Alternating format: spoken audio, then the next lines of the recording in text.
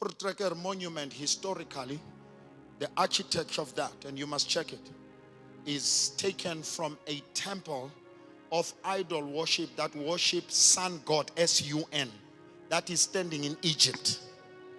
Voortrekker here in Pretoria, the way it's structured. If you go to Voortrekker inside, I'm talking about Potter's house. You think I'm giving you history? I'm talking about Potter's house. You'll see what I'm telling you.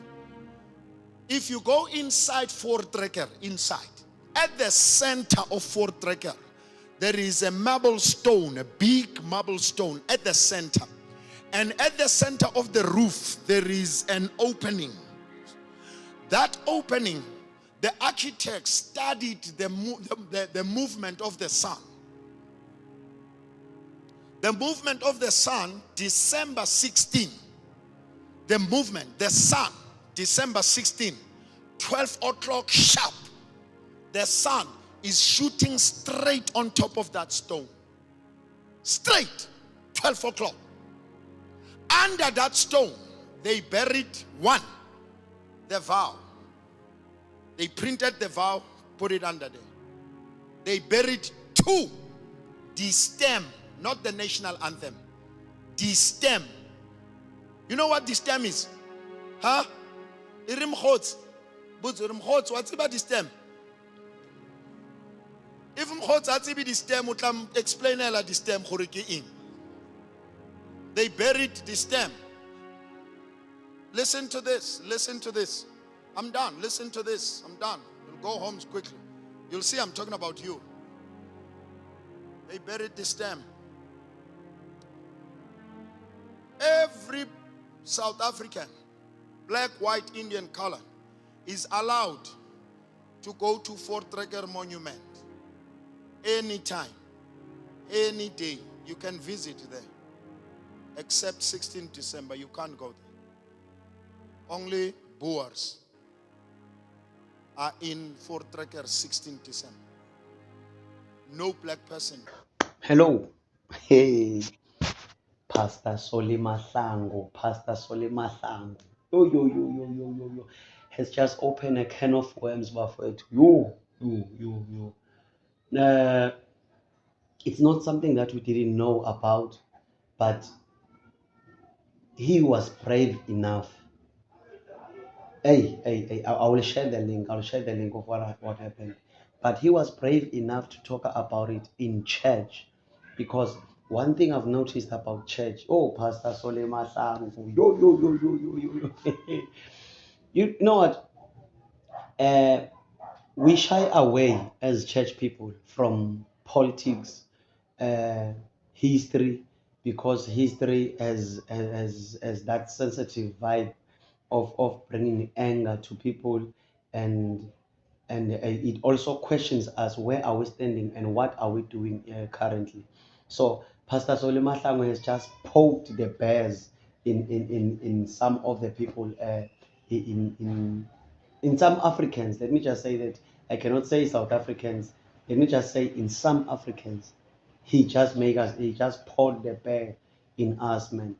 And I'm questioning myself, how many religious leaders who are willing to teach such things? How many religious leaders who are willing to teach such things?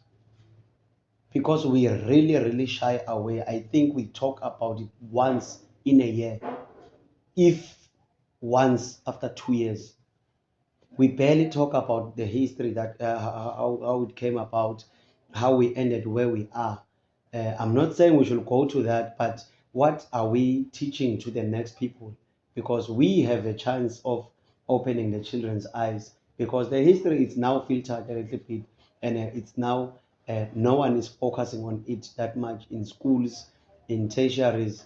There is nothing that motivates a child to check history, because they say you must check where you come from for you to know where you're going, right? But it doesn't happen, and the church has a chance to open the eyes of the youth. I don't know if you get me. It has much chance to open their eyes. So I'm questioning myself, How many leaders can be brave as Solly Mahlangu? I think he was invited to that church. Kuti ube invited, then you share such thing like boom. Others they worry and they won't gonna invite me anymore. Let me tell them about receiving their cars. Let me tell them. He just opened the can of worms about this history that nobody's talking about it. I'm questioning myself. How many leaders can do like him? Why aren't leaders doing like him? Why are leaders quiet about these religious leaders? The history, give us the history, give us where we're standing, give us what we're supposed to do, where are we supposed to go. As much as you can motivate us about heaven, as much as you can increase the faith in us, increase the faith in us that the black child one day will rise. Increase the faith in us that the black child one day will own something. We politically, so not exactly politically, but economically. Yes, that's the term I was looking for. Economically, preach about those things. Just have that half an hour sermon where you wake up this young generation. He also mentioned that during the time of false tracker, why false track was in existence. On the 16th, they even asked for them for 16th of December to be a holiday. The Boers to be a holiday.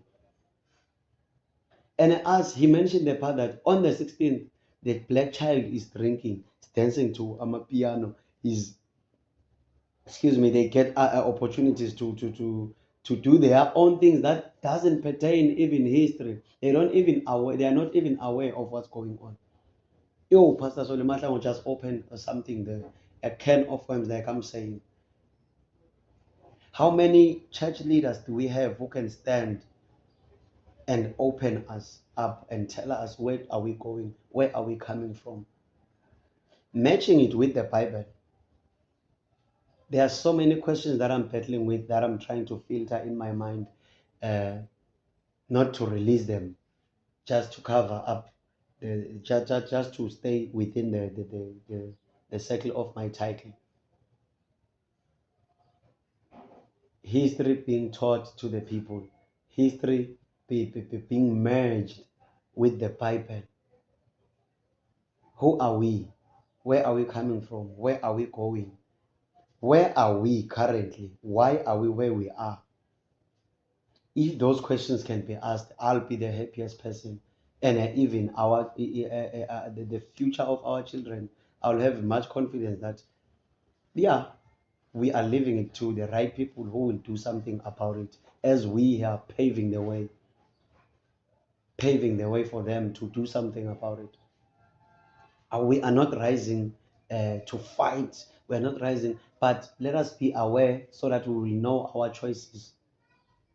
Because when we say on the 16th, the youth is dancing somewhere, the youth is thinking of recording a piano songs to entertain, that simply means we are not informed. But if we are made aware of the day, why there is this 16th, why there is June 16th, why there is this 16th December, why there is June 16th, why is there Freedom Day, why is there Truth and Reconciliation Day?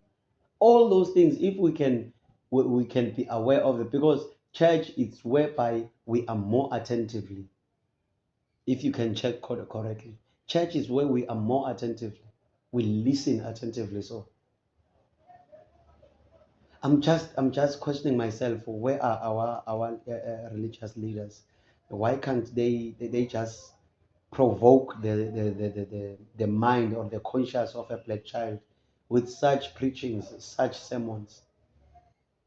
Yo, Solly Mahlangu just did something there. Yo, Utatu Soli, hi, obrigado.